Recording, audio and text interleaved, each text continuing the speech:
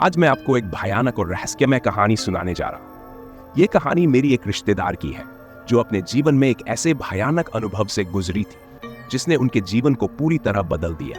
ये कहानी शुरू होती है जब मेरी रिश्तेदार सीमा अपने परिवार के साथ एक छोटे से गांव में रहने लगी। वह एक साधारण और खुशमिजाज लड़की थी। सीमा को हमेशा से मान्यता थी कि सभी चीजें प्रकृति के नियमों के अनुसार चलती हैं, लेकिन एक दिन उनका यह विश्वास एक दुष्ट आत्मा से टकरा गया। सीमा के गांव में एक पुराना सुनसान घर था जिसे लोग खौफनाक हवेली कहते थे। कहा जाता था कि उस हवेली में एक बुरी आत्मा बसती है जिसने कई साल पहले अपने परिवार के सभी सदस्यों को मार डाला था। गांव के लोग उस हवेली के पास जाने से डरते थे, लेकिन सीमा, जो हमेशा जिज्ञासु और साहसी थी, ने तय किया कि वह उस हवेली की सच्चाई को जानने के लिए जाएगी। एक रात जब चांद पूरा था और आसमान में बादल नहीं थे, सीमा अपनी दोस्तों के साथ उस हवेली के पास गई। उनके दिल में थोड़ी दहशत थी, लेकिन उन्होंने डर को पीछे छोड़ने का फैसला किया। वे सभी हवेली के दरवाजे पर पहुंचे और दरवाजा धीरे धीरे खोला। दरवाजे की चरचराहट ने उनकी धड़कनों को तेज कर दिया। हवेली के अंदर का माहौल बेहद अजीब था। चारों ओर धूल भरी हुई थी और एक अजीब सी खामोशी थी। अचानक सीमा ने महसूस किया कि कोई उनकी ओर देख रहा है। वह घबरा गई, लेकिन उसने अपनी दोस्तों को दिखाया कि वह कितना साहसी है। उन्होंने कहा, डरो मत, हम यहाँ केवल सच्चाई जानने आए हैं। जैसे जैसे वे अंदर बढ़ते गए, अचानक हवा में एक ठंडी लहर चली। सीमा की दोस्त नीलम ने कहा, मुझे यहाँ से जल्दी चलना चाहिए, मुझे बहुत डर लग रहा है। लेकिन सीमा ने कहा, नहीं, हमें थोड़ी और अंदर जाना चाहिए। फिर अचानक एक दरवाजे के पीछे से एक भयानक चीख सुनाई दी। सब चौंक गए और एक दूसरे की ओर देखने लगे, लेकिन सीमा ने सोचा कि यह सब सिर्फ उनकी कल्पना है। वे सब एक दूसरे का हाथ पकड़कर आगे बढ़े। जब वे एक बड़े कमरे में पहुंचे तो अचानक बिजली चली गई। अंधेरे में सब लोग एक दूसरे को नहीं देख पा रहे थे। तभी सीमा को एक हल्की सी रोशनी दिखाई दी। उन्होंने देखा कि कमरे के एक कोने में एक पुरानी किताब रखी है। वह किताब अजीब सी थी, जैसे कि उसमें कोई गहरी कहानी छिपी हो। सीमा ने किताब को उठाया और उसे खोला। जैसे ही उन्होंने पढ़ना शुरू किया, उन्हें अचानक ऐसा लगा कि कमरे का माहौल बदल रहा है। किताब में एक प्राचीन मंत्र था जिसे पढ़ते ही उन्हें लगा कि अनजानी शक्तियां जागृत हो गई हैं।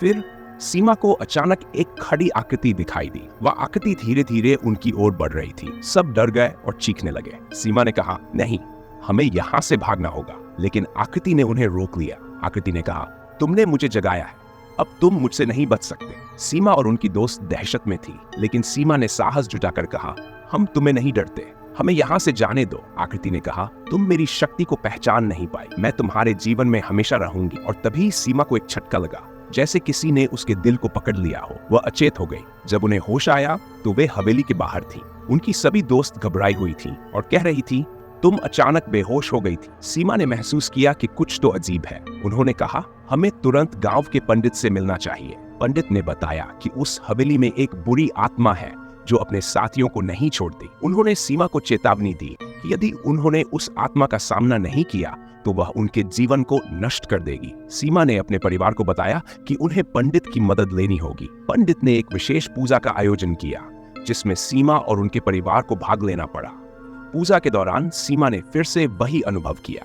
उसे लगा कि वह फिर से अंधेरे में जा रही है, लेकिन इस बार पंडित ने प्रार्थना करते हुए कहा, मैं तुम्हें इस शरीर से बाहर निकालता हूँ। पंडित की प्रार्थनाएं सुनकर सीमा को एक अद्भुत शक्ति मिली। वह चिल्लाई, मैं तुमसे डरती नहीं। और अचानक उस दुष्ट आत्मा ने अपनी पकड़ छोड़ दी। सीमा की आंखों में आंसू थे, लेकिन वह अब स्वतंत्र थी। उन्होंने पंडित को धन्यवाद दिया और अपनी माँ से गले मिली। उनके परिवार ने राहत की सांस ली, लेकिन कहानी यहीं खत्म नहीं होती। सीमा ने महसूस किया कि उस दुष्ट आत्मा का प्रभाव अभी भी उनके आसपास है। वह अब भी कभी कभी अंधेरे में अजीब आवाजें सुनती थी। वह रात में सोते समय डरती थी और अंधेरे से बचने के लिए रात के समय कमरे की लाइट जलाए रखती थी। एक दिन उन्होंने एक पुरानी किताब को फिर से खोला। उस किताब में लिखा था कि वह आत्मा अब भी जीवित है और उसे शक्ति चाहिए। उन्होंने ठान लिया कि वे इस बार उस आत्मा का सामना करेंगी और अपने डर को पराजित करेंगी। सीमा ने अपने दोस्तों और परिवार को बुलाया और एक बार फिर पंडित से मदद मांगी। पंडित ने कहा, तुम्हें अपने डर का सामना करना होगा, केवल तभी तुम उस आत्मा को नियंत्रित कर सकोगी। एक रात जब सब लोग सो रहे थे, सीमा ने उस हवेली में जाने का फैसला किया। इस बार वह अकेली गई। हवेली के अंदर जाते ही वह महसूस कर रही थी कि उनकी हिम्मत और विश्वास की परीक्षा होने वाली है। जैसे ही उन्होंने उस कमरे में कदम रखा, उन्हें वही भयानक अनुभव हुआ। सीमा ने कहा, मैं यहाँ तुम्हारे खिलाफ खड़ी हूँ। और तुरंत ही वह आकृति प्रकट हुई। इस बार सीमा ने अपनी सारी ताकत इकट्ठा की और कहा, मैं तुमसे डरती नहीं, तुम मुझसे नहीं जीत सकती। आकृति ने कहा, तुम नहीं जानती, मैं तुम्हारे जीवन में हमेशा रहूंगी। लेकिन सीमा ने हिम्मत नहीं हारी। उसने प्रार्थना की और अपनी शक्ति का संचार किया। आकृति ने एक चीख मारी और कहा, नहीं, तुमने मुझे हराया।